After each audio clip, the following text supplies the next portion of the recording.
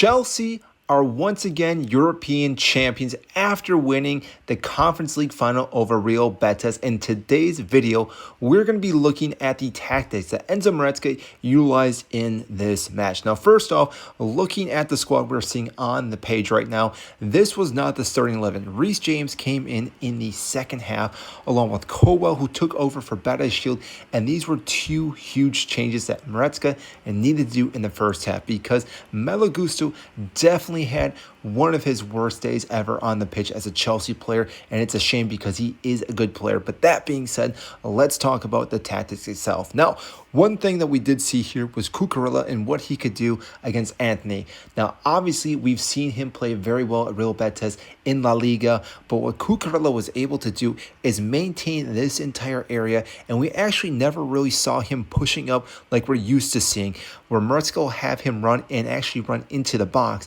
We actually never saw that really happen in this match because Cucurella's main job in this game was to make sure that Anthony never really got a sniff into this game, and he did not. And because of that, Real Betis never really had a chance coming down the left side of this, or right side of this entire pitch for their side.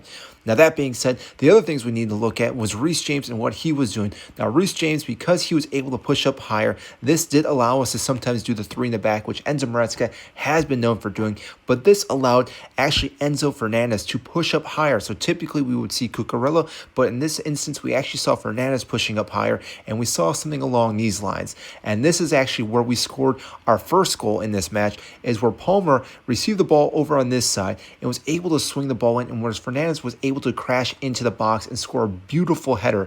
Now, that partly became because of Jackson as well. Jackson made a run, bringing two defenders with him, which allowed Enzo Fernandez to be free almost on the back post. And yes, again, perfect cross, perfect header. Maybe the keeper should have done better, but overall, it was a great opportunity for Chelsea, and they took advantage of it.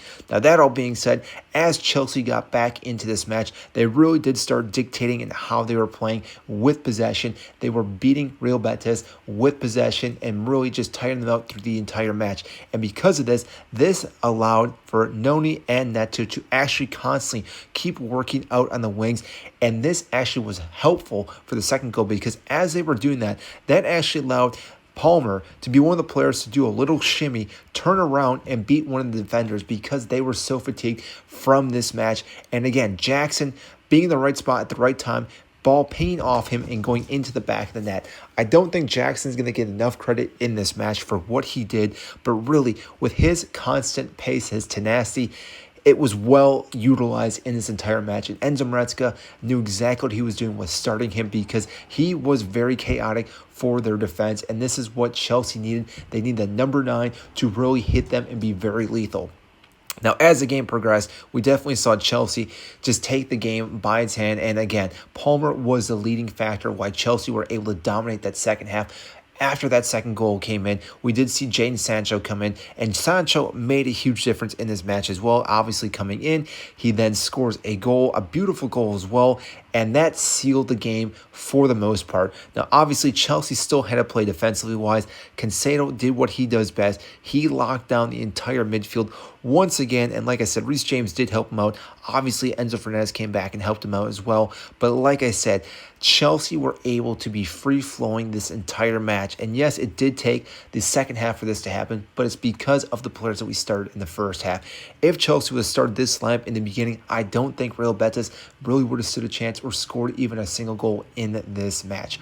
Overall, Enzo Maresca did a great job this season as a Chelsea manager. I'm looking forward to what happens next year in the Champions League and obviously in the Premier League. I think he has the right tactics. The players are behind him, and these players now have a European trophy under their belts or above their belts, however you want to look at it, with Cole Palmer, and therefore, again, have the capability now to move forward and actually compete for the Premier League next season. Now they know what it's needed to lift a trophy. So I do wonder, what do you guys think? Will Chelsea be a lethal threat next year in the Premier League and in Champions League, or do you think they'll fizzle out next year? Comment down below. I do greatly appreciate if you do hit the like button and subscribe.